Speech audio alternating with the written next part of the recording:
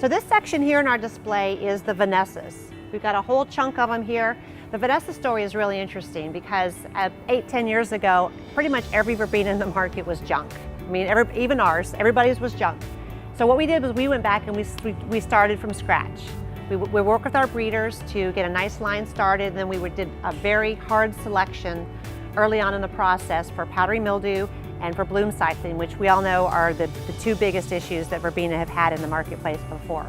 We inoculated them with powdery mildew from all around the world as in our R&D facility, and then we put it in trials. If it got it anywhere, it was out. And after that, we went back and started selecting for bloom cycling. And if you look, we've got, in the past, you got this beautiful flush of color on the verbenas. It was just one flush. If you didn't ship it that week, you were stuck with green for the rest of the year because there was nothing coming up behind it. And if you look at this plant, our researchers, as they were selecting, went in and made sure that they were pumping out buds. And you can see we've got all different ages. We've got the younger ones, the middle-aged ones, and then the mature ones here. And this is really important to make sure that you've always got flowers coming up behind it. So after we selected for that, we put them out in trials again, and we trialed to make sure that it went all the way through the summer and continued to pump out blooms.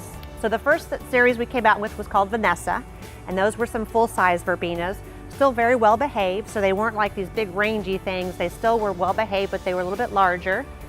So we've now gone back and selected for Compact. They still have the same Vanessa story, but they're called Vanessa Compact because they have a lot of branching, they're a little bit tighter, and they still make a nice tidy package.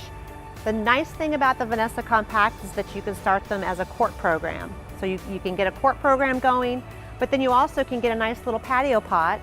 And this one is not going to have the arms that some of the other verbenas in the market will have, which makes it very grower friendly because you don't have them snapping off and shipping.